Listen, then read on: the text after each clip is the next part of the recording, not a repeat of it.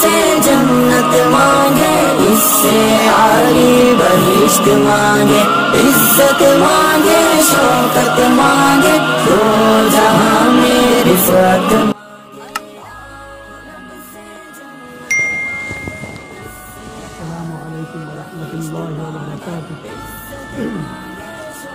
अल्हम्दुलिल्लाहि रब्बिल आलमीन वस्सलातु वस्सलामु अला सय्यिदिल अंबियाइ वल मुरसलीन व अला आलिहि व अस्हाबिहि अजमईन, अम्मा बाद।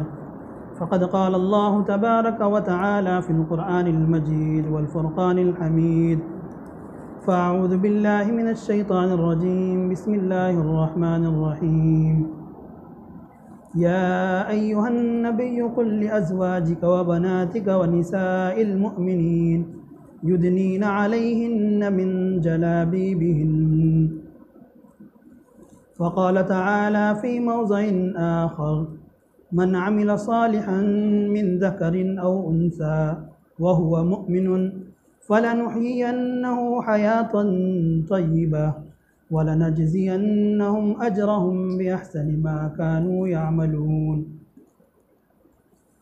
वक़ाल अन्नबिय्यु सल्लल्लाहु अलैहि वसल्लम, अल हयाउ मिनल ईमान वल ईमानु मिनल जन्नह वल बज़ाउ मिनल जफ़ा वल जफ़ाउ फिन्नार, औ कमा क़ाल अलैहिस्सलातु वस्सलाम। अल्लाहुम्मा सल्लि अला सय्यिदिना मुहम्मद व अला आलि सय्यिदिना मुहम्मद अफ़ज़ल सलवातिका बिअददि कलिमातिका व बारिक व सल्लिम।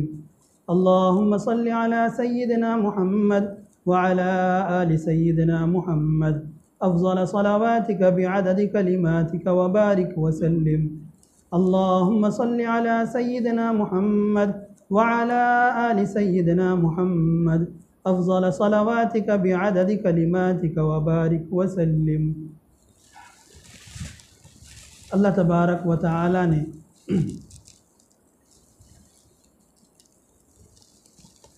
जब इस दुनिया को बसाया तो इसके लिए एक कानून भी बनाया। उस कानून के अंदर, उस दस्तूर के अंदर इंसानों को जीने के तरीक़े सिखलाए, बतलाए। अगर इंसान पढ़ा लिखा हो तो वो दस्तूर को, उस कानून को खुद भी पढ़ सकता है।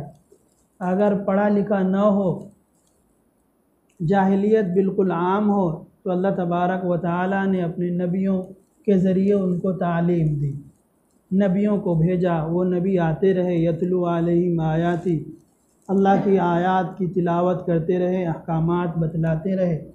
व युज़क्कीहिम, और उनका तज़किया भी करते रहे कि भाई आपको इन कामों से बचना भी है। फिर उनको किताब और हिकमत की बातें, अक़लमंदी की बातें, दानाई की बातें भी बतलाते रहे। तो ये नबियों का काम था। उन्होंने अपने अपने वक्त में बखूबी उस काम को निभाया। तो अल्लाह तबारक व तआला ने जो कानून दिया है, उस कानून के मुकाबिल दुनिया का कोई कानून हो ही नहीं सकता है। चाहे वो लाख दावे कर ले, इसके बराबर हो ही नहीं सकता कि जिस कानून को रब्बुल आलमीन ने बनाया। कुरान करीम है, इंसान के लिए दस्तूर हयात है, ज़िंदगी गुजारने के क़वानीन है, उसमें तरीक़े हैं। जिस तरह से हर मुल्क और हर कंट्री का एक कानून होता है, हर जगह लॉ एंड ऑर्डर की दहाई दी जाती है कि इसका अपमान नहीं करना है, इसके ख़िलाफ़ नहीं जाना है। इसी तरह से अल्लाह तबारक व तआला ने दुनिया बनाया तो इसके लिए एक कानून बनाया, दस्तूर दिया। ये दस्तूर हयात कुरान करीम है, आसमानी दस्तूर है, ये इंसानों के लिए है। तो उसी दस्तूर के अंदर अल्लाह तबारक व तआला ने ज़िंदगी के हर शोबे, ज़िंदगी के हर हिस्से के तरीक़े बतलाए हैं, कानून को बतलाए हैं। मैंने अभी कुरान करीम की 2 आयतें तिलावत की है कि अल्लाह तबारक व तआला उस आयत के अंदर फरमा रहे हैं अपने नबी से सल्लल्लाहु अलैहि वसल्लम कि या अय्युहन नबी, ए प्यारे नबी, कुल लिअज़वाजिक व बनातिक, अपनी बीवियों से और अपनी बेटियों से, वनिसाइल मोमिनीन और मोमिन औरतों से, ईमान वाली औरतों से कह दीजिए, क्या कह दीजिए, युदनीन अलैहिन मिन जलाबिबिहिन, कि वो अपने ऊपर घूंघट लटका ले, यानी वो पर्दा किया करें। पर्दे के अहकामात भी कि किस तरह से ज़िंदगी का गुजरान करना है। वहीं अल्लाह तबारक व तआला ने कुरान करीम में जो आज दुनिया कह रही है कि इस्लाम ने औरतों के हुकूक़ को सल्ब कर लिया है, उनको पूरा हक़ नहीं दिया है, औरतों के हुकूक़ की पासदारी इस्लाम नहीं करता है। अगर देख लें हम इब्तिदाए इस्लाम के वक्त, जब इस्लाम दुनिया में आया तो उस वक्त किस तरह के हालात थे। इनका जो दावा है कि हम आज़ादी निस्वा के कायल हैं, औरतों को आज़ाद करने का, बाहर छोड़ने का, मर्दों के बराबर लाने का इनका जो दावा है, तो हम इब्तिदा से देख लेते हैं कि इब्तिदा में जब इस्लाम ज़ाहिर हुआ उस वक्त इनकी क्या हालत थी। अल्लाह तबारक व तआला ने कुरान करीम में फ़रमाया, व इज़ा बुश्शिरा अहदुहुम बिल उन्सा ज़ल्ला वजहुहु मुस्वद्दा व हुवा कज़ीम।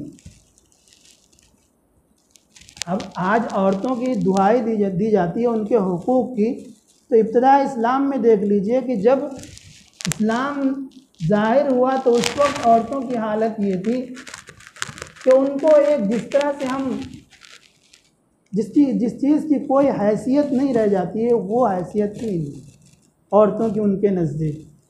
चुनांचे कुरान करीम में अल्लाह ने फरमाया कि वइज़ा बुश्शिरा अहदुहुम, कि जब इनमें से किसी को बतलाया जाता बिल उन्सा, कि भाई बेटी हुई है आपको, ज़ल्ला वजहुहु, उनका चेहरा सियाह हो जाता था, काला हो जाता था। यानी बेटी का होना वो लोग गुनाह तस्वुर करते थे। और आपने भी सुना होगा कि कितने लोगों ने अपनी बेटियों को ज़िंदा दरगोर किया है। इमाम बग़वी रहमतुल्लाह अलैह ने उस वक्त का नक्शा खींचा है कि उस वक्त अगर किसी को बेटी की खुशखबरी दी जाती तो अगर वो ज़िंदा रखना चाहता तो अपनी बेटी को बिल्कुल देहात में भेज देता, बकरियां चराने के लिए ऊनी कपड़े पहना करके दूर, ताकि कोई बोले नहीं कि इसने बेटी को जना है, इसके घर में बेटी हुई है। यानी आर महसूस कर देते, शर्म महसूस कर देते। अल्लाह तबारक व तआला कुरान करीम कह रहा है कि ये इनका चेहरा सियाह हो जाता था, वह हुआ कज़ीम, और अंदर ही अंदर घुटता था, गुस्सा भी होता था कि मुझे बेटी क्यों हुई। यतवारा मिनल क़ौमि मिन सूइन मा बुश्शिरा बिही, कि जो खबर दी गई है उसको बेटे की, उसकी वजह से कौम से, लोगों से मुंह छुपाए फिरता है। आप सोचिए कि क्या हालात उस वक्त रहे होंगे औरतों के ताल्लुक से। कोई औरत अगर नापाक होती तो उनके करीब भी ये लोग नहीं जाते, कीड़े और मकोड़े की तरह उनको शुमार किया जाता था। फिर इस्लाम आया, अल्लाह के नबी सल्लल्लाहु अलैहि वसल्लम ने तालीम दी और बतलाया कि अल्लाह तबारक व तआला मना कर रहा है वादे बनात से, यानी बेटियों को जिंदा दरगोर करने से। फिर इस्लाम ने उनके हुकूक बतलाए किस तरह से।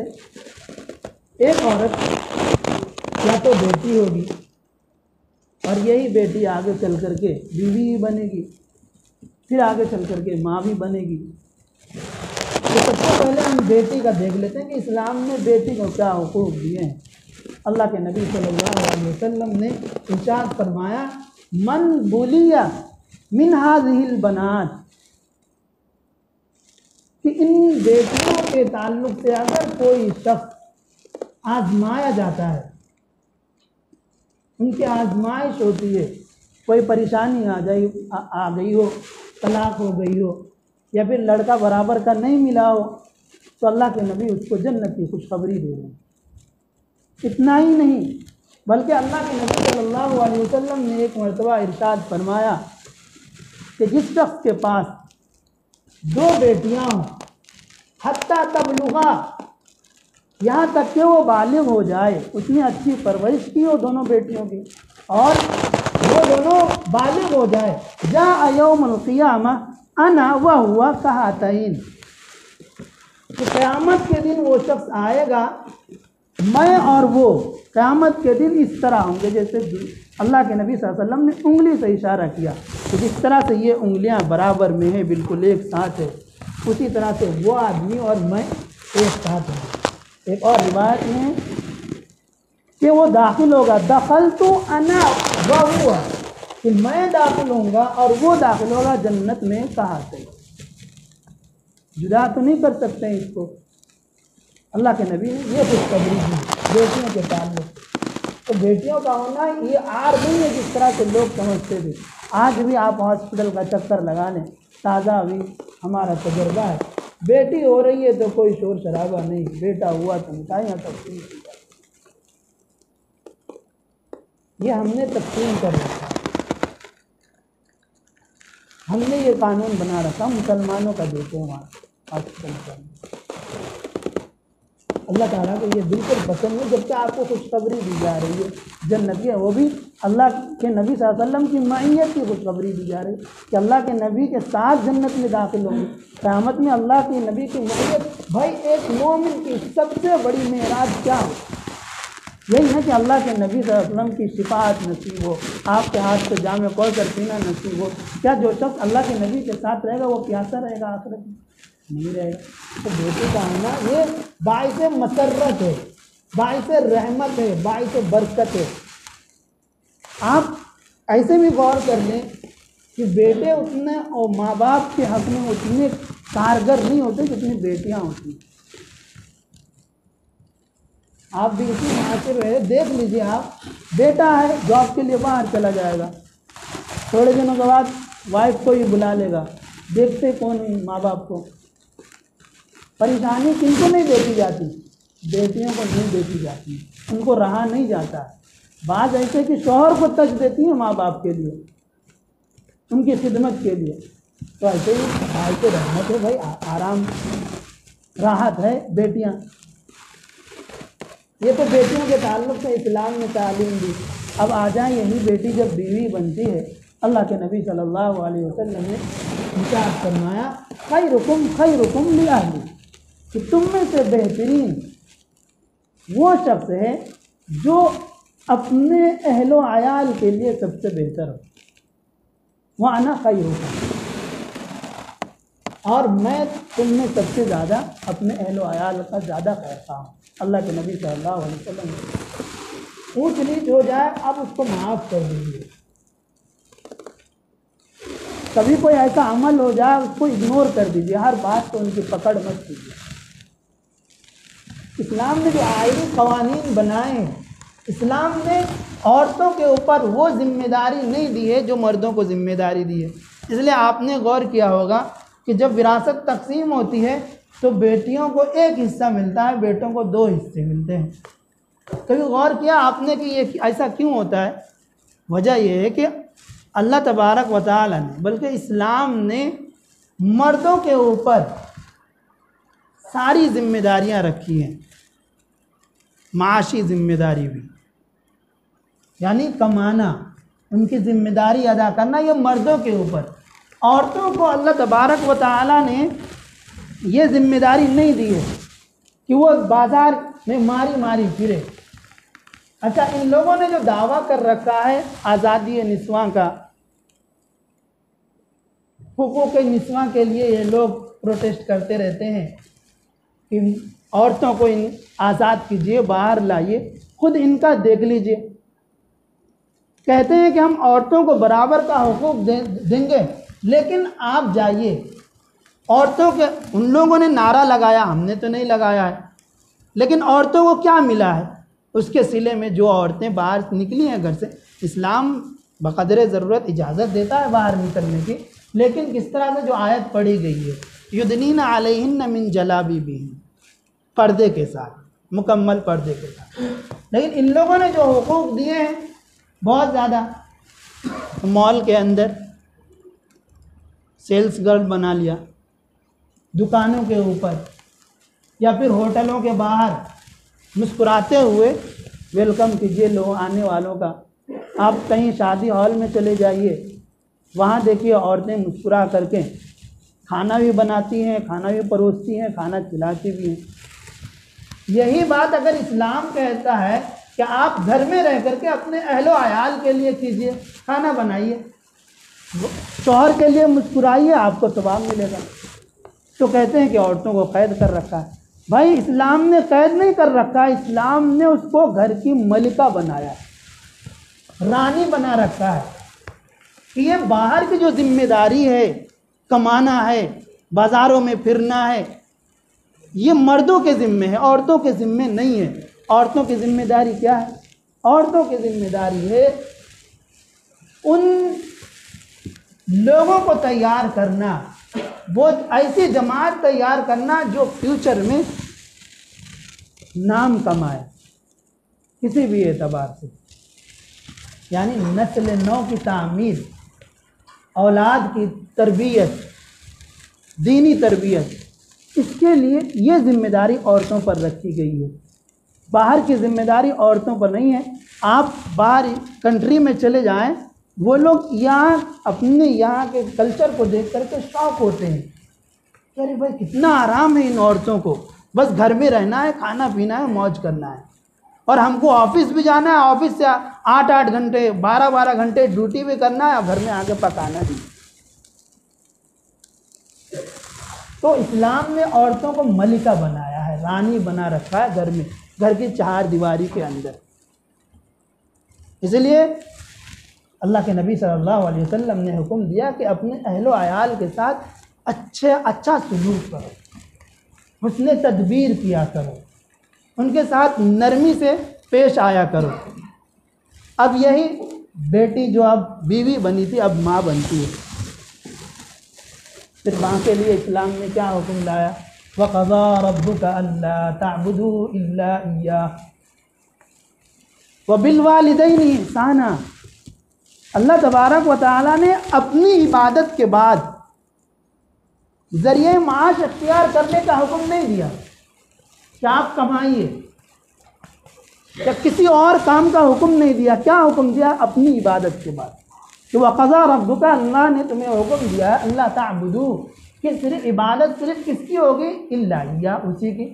और उसके बाद फरमाया व बिल वालिदैनि इहसाना, और वालिदैन के साथ हुस्न सलूक करना। इम्मा यबलुगन्ना इंदकल किबर अहदुहुमा औ किलाहुमा, उन दोनों में से कोई एक या दोनों के दोनों। किबर बुढ़ापे को बोलते हैं, बुढ़ापे को अगर पहुंच जाए, ये कुरान की आयत पढ़ रहा मैं, फला तकुल लहुमा उफ, उनसे उफ भी मत कहो। ये माँ का वालिदैन का मकाम, वालिदैन से हमें उफ भी कहने का हुक्म नहीं है। हम चाहे लाख नमाजें पढ़ लें, हज कर लें और उम्रा कर लें, अगर वालिदैन नाराज है तो अल्लाह राजी नहीं होगा। अल्लाह के नबी सल्लल्लाहु अलैहि वसल्लम की हदीस भी है कि इनकी नाराज़गी में अल्लाह की नाराज़गी है और इनकी खुशी में अल्लाह की खुशी है। तो फरमाया फला तकुल लहुमा उफ। आज हमारे बच्चे जवान हो जाते हैं, उन्होंने कभी तसव्वुर नहीं किया होता है कि मेरे वालिदैन ने किस परेशानी के आलम में हमको पाला है, किस किस परेशानी से वो गुजरे हैं, इसका तसव्वुर नहीं करते। ज़रा सी बात 1 से 2 मरतबा वालिदैन पूछ लेते हैं, बस। क्या बार बार एक ही बात को पूछते रहते? कुरान इस्लाम हो मना करता है, इससे आपको उफ से मना कर रहा है। वला तनहरहुमा, फिर उफ से मना किया ही, उसके बाद भी कह रहा है कि उन्हें मत झिड़को, आमाल गारत हो जाएंगे, हब्स हो जाएंगे, ख़त्म हो जाएंगे। फिर करना क्या है? वक़ुल लहुमा क़ौलन करीमा, उनसे नरमी से बात कीजिए। आप नरमी से बात करना है, लेकिन कैसे करना है? वक़्फ़िज़ लहुमा जनाअ ज़ुल, आजिज़ी का बाजू उनके सामने बिल्कुल झुका दीजिए। बच्चा तो क्या हो बाबा, क्या तुम ऐसा बोल रहे थे मेरी वाइफ को? गलत। कुरान कह रहा है आप आजिज़ी का बाजू झुका दीजिए। वक़्फ़िज़ लहुमा जनाअ ज़ुल्ल मिनर रहमा। फिर कह रहा है कुरान वक़ुल, और कहो रब्बिरहमहुमा, परवरदिगार इन दोनों पर रहम फरमा, रहम कर। कमा रब्बयानी सगीरा, जैसा कि इन्होंने मुझे बचपन में पाला। बचपन में किस तरह से पाला? ये वालिदैन के वो हुकूक हैं जिसकी पासदारी आज नहीं हो पा रही है। ये हुकूक किसने दिए? किसी दुनिया के कानून ने दिया है? किसी कानून ने इस तरह का कानून नहीं बनाया है कि वालिदैन के साथ क्या करते हैं। आप यूरोप में चले जाएं या दीगर हमारे मुल्क में भी आहिस्ता आहिस्ता वो कल्चर आ गया हुआ है। वालिदैन बूढ़े हुए सीधा कहाँ? ओल्ड एज होम, क्या बोलते हैं इसको? ओल्ड एज होम, वहाँ भेज दो। यानी कोई जिम्मेदारी नहीं है, तुम अपनी ज़िंदगी सिर्फ देख रहे हो, वालिदैन का कोई मकाम नहीं है। तो इस्लाम ने हुक्म दिया कि उनके मरते दम तक उनकी खिदमत करो। अल्लाह के नबी सल्लल्लाहु अलैहि वसल्लम की खिदमत में एक सहाबी आए और फरमाया, या रसूल अल्लाह, मैंने अपने वालिद को कांधे पर वालदा को कांधे पर बैठा करके हज करा दिया है। और मालूम है वहाँ की कंकरीली ज़मीन की इस वक्त तो माशाअल्लाह सब कुछ बन गया हो, कंकरीली ज़मीन। चले तो पैरों से खून आना, और सफ़ा मरवा का चक्कर लगाना, तवाफ़ करना, फिर मिना जाना, मुज़दलिफ़ा जाना, वगैरह वगैरह। या रसूल अल्लाह, मैंने अपने वालिदा को कंधे पर बिठा करके हज करा दिया है, क्या मैंने उनका हक़ अदा कर दिया? अल्लाह के नबी सल्लल्लाहु अलैहि वसल्लम ने फरमाया, हाँ, तेरी माँ ने तेरी पैदाइश के वक्त जो तकलीफ़ झेला है उसका ज़र्रा का हिस्सा तुम्हें अदा किया। आज हम 10,000, 15,000, 20,000 दे करके समझते हैं कि हमारी जिम्मेदारी ख़त्म हो गई। यही होता है, मजबूरी इंसान बाहर आ जाता है, लेकिन हम इसका मुतबादिल ये तलाश करें कि हमारी गैर मौजूदगी में हमारे वालिदैन को कोई तकलीफ़ न हो। ये तो इन दोनों का मुश्तरका हक़ हुआ। आप भी जानते हैं अल्लाह के नबी सल्लल्लाहु अलैहि वसल्लम ने माँ के ताल्लुक़ से फरमाया। एक सहाबी आप सल्लल्लाहु अलैहि वसल्लम की खिदमत में आए, फरमाया, मन अहक़्क़ु, सबसे ज़्यादा हक़ मुझ पर, बिहुस्नि सहाबती, मेरे हुस्न सलूक का सबसे ज़्यादा हक़दार कौन है? अल्लाह के नबी सल्लल्लाहु अलैहि वसल्लम ने फरमाया, उम्मुक, तेरी माँ। सुम्मा मन, आला सुम्मा उम्मुक, सुम्मा मन, आला सुम्मा उम्मुक, सुम्मा मन, आला सुम्मा अबूक। क्या फरमाया? 3 मरतबा अल्लाह के नबी सल्लल्लाहु अलैहि वसल्लम वो 3 मरतबा पूछे, तीनों मरतबा फरमाया तेरी माँ का हक़ सबसे ज़्यादा है।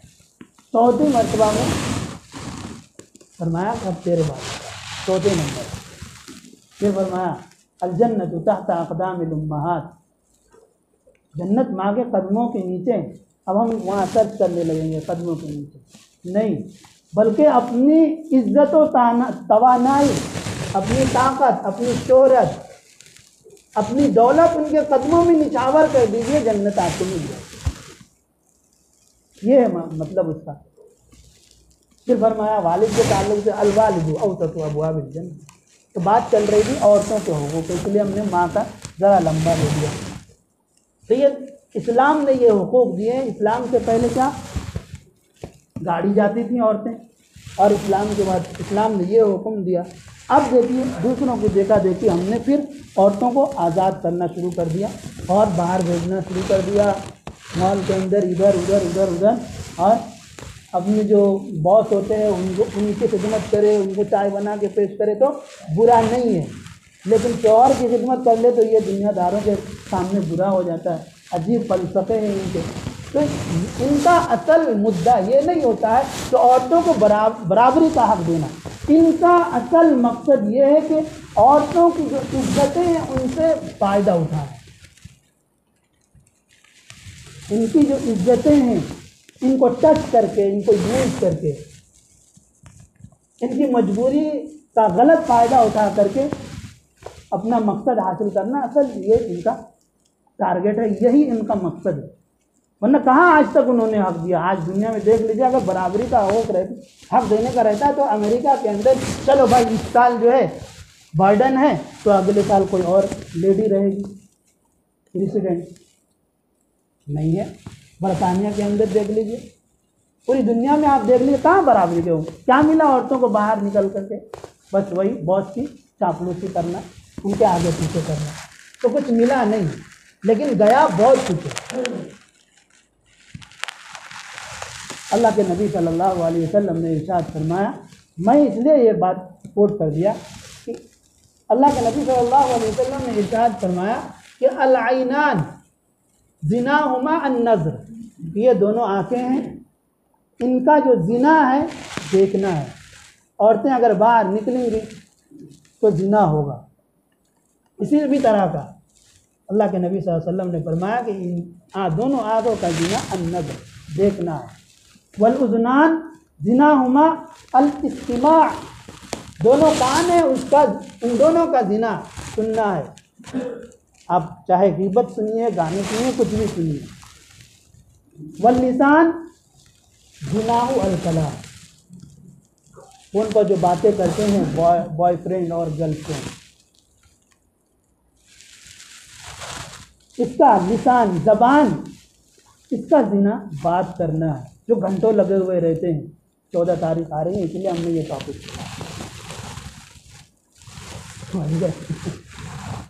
तो अल्लाह के नबी सल्लल्लाहु अलैहि वसल्लम ने फरमाया अल-आइनान ज़िनाहुमा अन-नज़र वल उज़नान ज़िनाहुमा अल-इस्तिमा वल लिसान ज़िनाहु अल-कलाम वल यद ज़िनाहुमा अल-बतश, पकड़ना, दोनों हाथ, इन दोनों का ज़िना पकड़ना है। वल रिज्ल ज़िनाहुमा अल-खुता, और एक रिवायत में अल-मशी, दोनों पैर, इनका ज़िना चलना है। वैलेंटाइन डे को क्या होता है? अल्लाह के नबी सल्लल्लाहु अलैहि वसल्लम ने हदीस बतलाई है कि यही सब होता है वैलेंटाइन डे को, यानी एक जिनसे कोई रिश्ता नहीं होता है, उनके दामन में हमारी बच्चियाँ, हमारी औरतें जा कर के रात बसर करती हैं, जबकि ये उन लोगों की तहजीब है जिन्होंने हमेशा इस्लाम को नुकसान पहुंचाया है, मुसलमानों को नुकसान पहुंचाया है।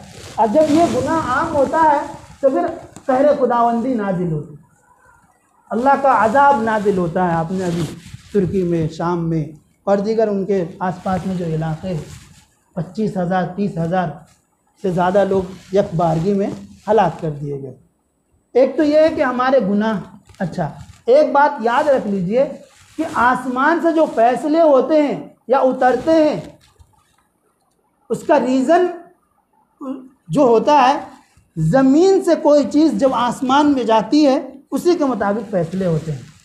नेकियां अगर ज़्यादा जाएंगी तो अच्छे फ़ैसले ऊपर से नाज़िल होंगे, और बुराइयां अगर ज़्यादा अगर ऊपर गई अल्लाह के यहाँ तो ज़ाहिर है ऐसे ही अज़ाब आएंगे कि सेकंडों के अंदर पूरा इलाका तबाह बर्बाद, मरिया मेट, ज़मीन दोज़ हो जाती। तो गुनाह पर बंदिश लगाएं, रोकें, क्योंकि अब इसमें भी आप देख लें कि एक तो ये कि अल्लाह ने फरमाया ज़ाअल फ़साद फिल बर्रि वल बहरि बिमा कसबत अयदीन नास, ये जो गुनाह, ये जो दुनिया में जितने आज़ाब आ रहे हैं ये इंसानों के करतूत की वजह से है। अब करतूत भी दो तरह के है। अल्लाह के नबी सल्लल्लाहु अलैहि वसल्लम ने फरमाया कि इत्तक़ू फ़िरासतल मोमिन, मोमिन की फिरासत से, उनकी समझदारी से तुम बचो।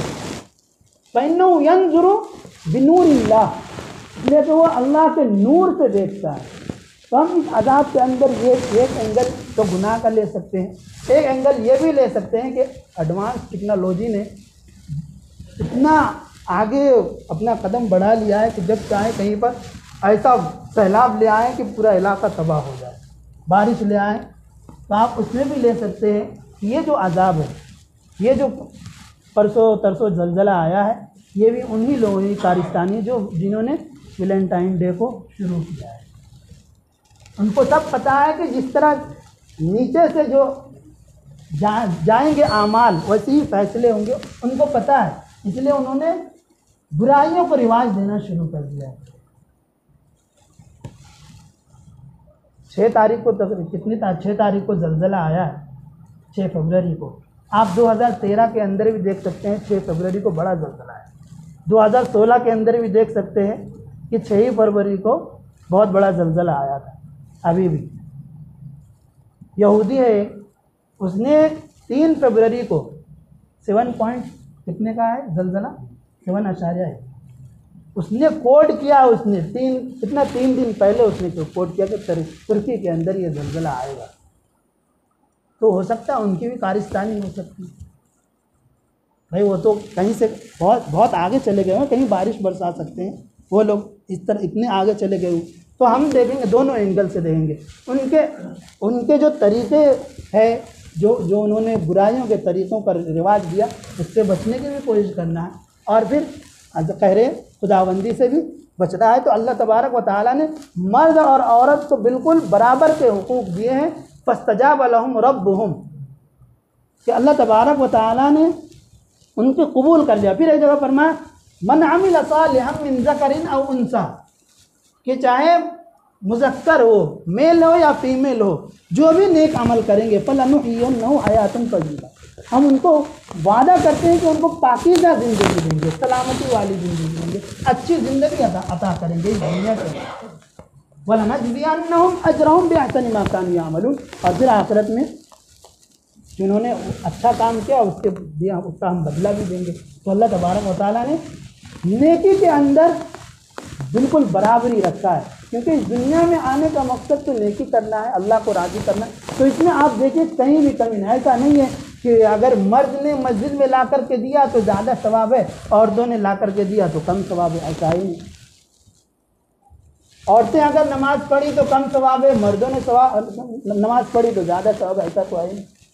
सवाब के अंदर जो मकसूद मोमिन है, जो हमारा मकसद है अल्लाह को राज़ी करना, उस चीज़ में अल्लाह तबारक व तआला ने बिल्कुल बराबर कर दिया, उसमें कुछ भी कमी और नुक्स नहीं है। अल्लाह तबारक व तआला ने बराबर के हुकूक दिए कि हमारा मकसद ही वही है, वमा खलक़तुल जिन्न वल इंसा इल्ला लियअबुदून। तो इस्लाम ने मना इस बात से किया है कि बाहर निकलने से, क्योंकि गुनाह बाहर ज़्यादा होते हैं।